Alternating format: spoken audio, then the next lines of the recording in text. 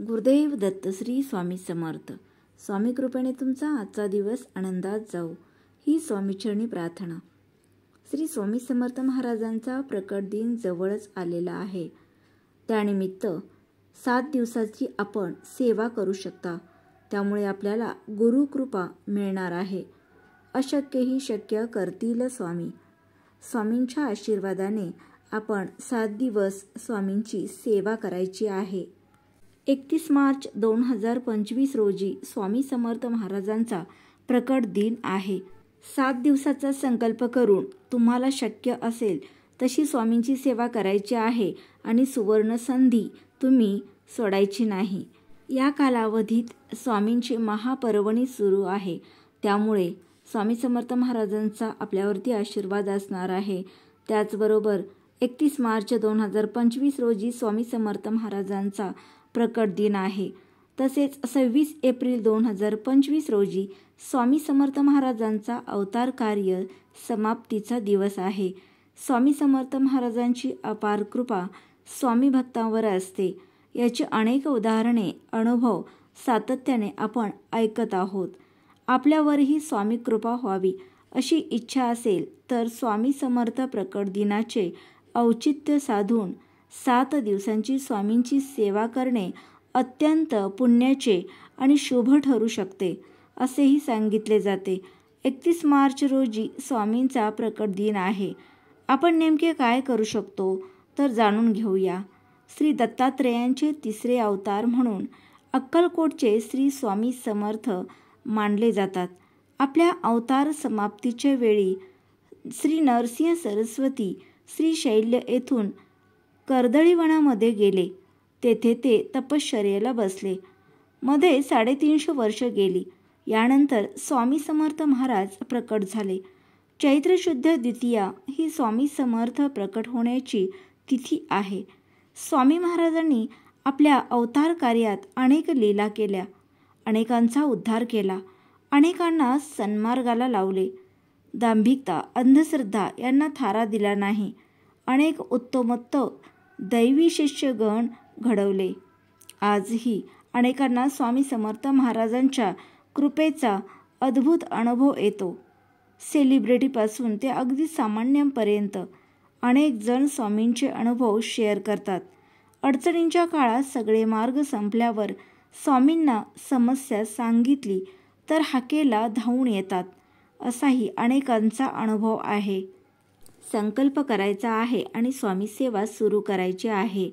ज्यांनी 11 दिवस स्वामी सेवा केलेली आहे त्यांना तर खूप छान आशीर्वाद भेटणार तर आहेतच. त्याचबरोबर ज्यांना कोणाला आतापर्यंत जमलेलं नाही त्यांनी 7 दिवसांची किंवा 5 दिवसांचीही स्वामींची सेवा करू शकता.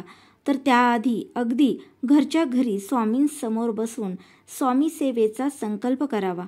आपल्या मनातील इच्छा, भाव सांगावा. नेमकी काय आणि कशी स्वामी सेवा केली जाणार आहे हे मनाशी पक्के करावे. ही सेवा ही सुरुवात आहे असे समजावे आणि शक्य असेल तेवढी निरंतर आणि अखंडितपणे ही सेवा सुरू ठेवावी. अनेकदा धकाधकीच्या काळात अशी सेवा करणे शक्य होत नाही. अशा वेळी जितकी शक्य असेल तितकी सेवा करावी. या काळात स्वामींचे नामस्मरण, मंत्रांचे जप, स्तोत्रांचे पठण किंवा श्रवण करावे. स्वामी मंत्राचा जप, स्तोत्रांचे पठण आणि नामस्मरण कसे करावे? श्री स्वामी समर्थ हे नाम उच्चारले तरी एक आत्मविश्वास वाटतो, एक मानसिक बळ मिळते असा अनेकांचा अनुभव आहे. श्री स्वामी समर्थ हा अत्यंत प्रभावी मंत्र आहे. या मंत्राचा अर्थ समजून घ्यावा आणि यथाशक्ती मंत्राचा जप करावा. दररोज किमान 108 वेळा किंवा शक्य असेल तितका जप करावा. परंतु यात सातत्य असावे. शक्यतो सकाळी लवकर उठून स्नानादी कार्य उरकल्यानंतर मंत्रांचा जप करणे सर्वात उत्तम. सकाळी अगदीच शक्य नसेल तर प्रदोषकाळी म्हणजेच तिन्ही सांजेला दिवे लागणीच्या वेळेस हातपाय स्वच्छ धुवून मंत्रांचा जप करावा. स्वामींचे नामस्मरण नित्य सुरू ठेवावे. तसेच स्वामींच्या विविध प्रभावी स्तोत्रांचे पठण करावे. पठण करणे शक्य नसेल तर श्रवण करावे. परंतु स्तोत्रांचे श्रवण करताना चित्त एकाग्र असावे. आपणच स्तोत्र म्हणत आहोत असा भाव असावा. गुरु लीलामृत, स्वामी चरित्रामृत सप्ताह पारायण हे पण आपण ऐकलंच असेल. 31 मार्च 2025 रोजी स्वामी समर्थ महाराजांचा प्रकट दिन आहे आणि या दिनाचे औचित्य साधून गुरु लीलामृत, स्वामी चरित्रामृत यांचे सप्ताह पद्धतीने पारायण करावे, तसा संकल्प करावा. या दोन्ही ग्रंथात दिलेले नियम आणि पारायण पद्धती यांचा न चुकता अवलंब करून सप्ताह पारायण पूर्ण करावे आणि ही सेवा स्वामींच्या चरणी अर्पण करावी. सप्ताह पारायण पद्धती शक्य नसेल तर 3 दिवसीय पारायण पद्धती किंवा या ग्रंथात दिल्यानुसार पारायण करावे. पण एकदा संकल्प केला की त्यात खंड पडू देऊ नये. अल्पावधीत कोणतीही सेवा परिपूर्ण होत नसते. त्यासाठी सातत्य हवे.